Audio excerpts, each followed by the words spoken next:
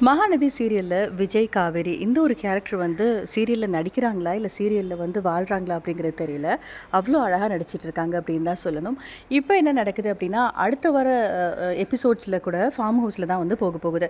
அப்போது விஜய் வந்து சொல்கிறாரு, என் கூடவே வந்துரு காவேரி, என் கூடவே இரு அப்படின்னு சொல்கிறாரு. எனக்கு பிஸ்னஸ்லாம் இருக்கு இல்லையா, அப்பளோ பிஸ்னஸ் மட்டும் கொஞ்சம் டெவலப் ஆகட்டும், அப்புறம் பாருங்கள் உங்கள் கூடவே வந்துடுறேன் அப்படின்னோடனே கண்டிப்பாக நான் சப்போர்ட்டிவாக இருப்பேன் அப்படிங்கிற மாதிரி ஒரு பக்கம் வந்து பேசிகிட்டு இருக்காங்க. ஸோ அடுத்ததாக பார்த்திங்க அப்படின்னா, இந்த பக்கம் பசுபதி வந்து பிளான் பண்ணிகிட்டு இருக்காரு. எப்படியாவது வெண்ணிலாக்கும் விஜய்க்கும் கல்யாணம் பண்ணி வைக்கலாம் அப்படின்னு வெண்ணிலாக்கு வந்து ஆசையை தூண்டி விட்டுட்ருக்காரு. ப்ரெஸ் முன்னாடி எல்லாரையுமே கூப்பிட்டு விஜய் எப்படியாவது அந்த இடத்துக்கு வர வச்சு நம்ம வந்து கல்யாணம் பண்ணி வச்சிடலாம் அப்படின்னு சொல்லிட்டு.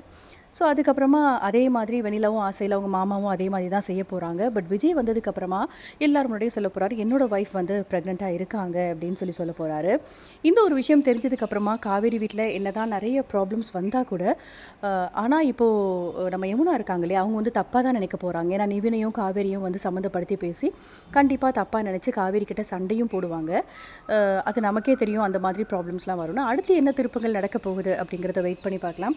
இந்த வீடியோ பிடிச்சிருந்தால் லைக் பண்ணுங்கள். இந்த மாதிரி அப்டேட்க்கு நம்ம சேனலை சப்ஸ்கிரைப் பண்ணுங்கள். தேங்க்யூ.